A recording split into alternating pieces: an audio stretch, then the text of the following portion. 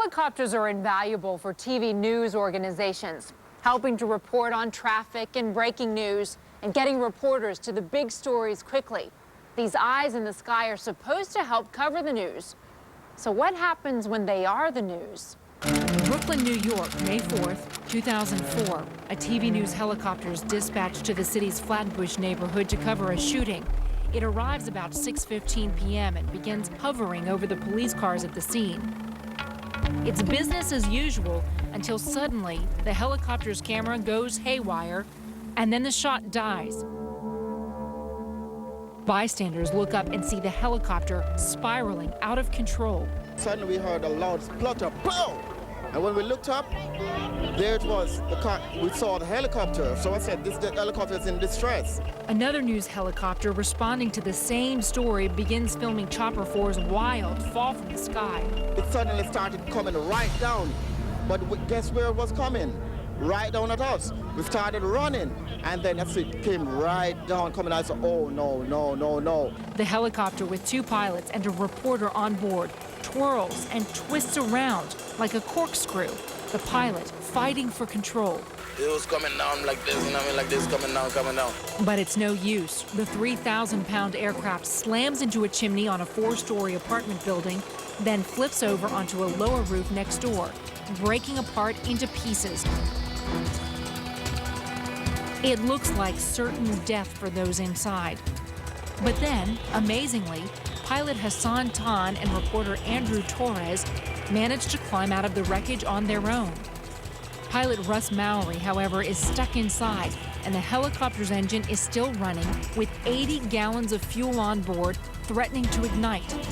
Police officers arrived within minutes. They were already on the scene responding to the earlier shooting that the helicopter originally was sent to cover. He was telling us to pull the red levers, pull the red levers. To stop the engine. To stop the engine, yeah. Rescuers pull that pilot out of the smoking wreckage and shut off the engine. The 3 men are taken to the hospital.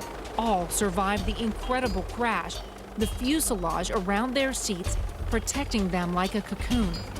Their unbelievable survival becomes a national story, and pilot Russ Mowry is interviewed on the Today Show. My last thought was I wanted to get away from the street. I wanted to hit a rooftop. I wanted to get on a rooftop level. I saw that white, I thought it was a white chimney. I'm thinking if I can hit that chimney and stop, that'll arrest my forward motion. I'll stop when I hit that chimney and land on the roof. I thought, well, this is it, and it's over.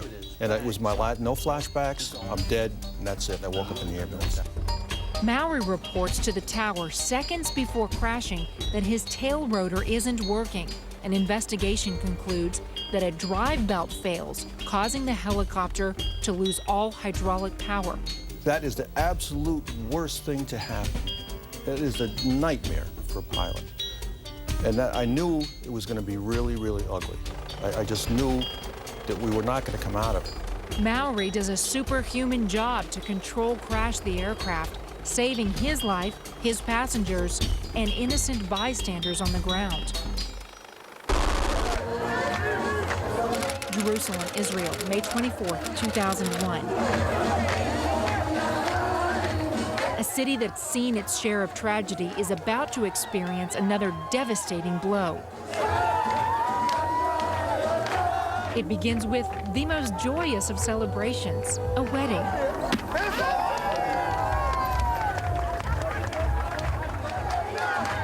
Nothing is too good for Chaim Youssef, who rents one of Jerusalem's finest wedding halls for his daughter's big day. The wedding begins like a dream come true. Chaim's daughter Karen exchanges vows with Asi, while the proud father of the bride beams with joy. It's a grand affair, and Chaim couldn't be happier. All his friends and family have come, almost 700 invited guests in all. As the party gets going, Chaim dances with his daughter. A little girl is passed from shoulder to shoulder. Friends hoist Chaim into the air. Bride and groom kiss. The two families are joined. Everyone's having fun. But then a rumble. Guests feel the floor begin to shake, but it isn't the beat of the music. Suddenly,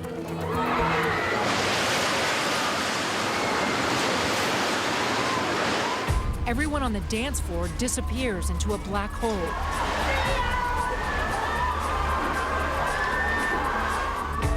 It's a horrifying moment. Their world collapses beneath them. More than 300 people crash through 3 stories, the floors pancaking, concrete smashing on top of them, burying them. People cry and scream. They are confused and terrified. No one knows what's happened. Haim is on the dance floor when it gives way. His leg is crushed, but he survives the collapse. I thought I was dreaming, like bungee jumping. I did not understand. Dead people, wounded, only my hands were free. He remembers dancing with his daughter right before it happens. The next thing he knows, the two of them fall 90 feet to the ground and are covered by the rubble. Her head was leaning on me. She said, "Father, it hurts." And then she lost consciousness. He can't move, and there's nothing he can do. I begged and screamed for them to rescue her. And when they took her away, I was ready to die. One of Israel's best rescue teams, veterans of earthquakes and terrorist attacks, arrives on the scene quickly. But it takes them 2 days to dig through all the debris. I wanted to die, and I lost consciousness. I woke up here. Searchers use bulldozers, cranes, and their bare hands. They find 24 bodies. Another 300 wedding guests are injured. The country is stunned. Many call it the worst non-terrorist catastrophe in Israel's history. Everyone asks the same question: how? How could the floor just collapse? Police quickly rule out terrorism, and with the help of the heart-stopping video, launch an investigation into how the 4-story facility was built. The wedding takes place on the top floor. No one else is on the other floors. Amid the twisted wreckage, officials find evidence of unsafe construction, an inexpensive building design that was banned after the 15-year-old wedding hall was built because it was known to be unsafe. Survivors of the collapse include this little girl seen earlier on the dance floor. And the bride and groom. Karen's chest is crushed, her hips injured. Asi escapes with cuts and bruises. Both are lucky to be alive. The incredible video ensuring their wedding day is never forgotten. A wedding that is followed by a procession of tragic funerals. I lost all my friends at this wedding. Every household got hurt, either wounded or dead. But I'm a religious man, and that is why I don't ask God why.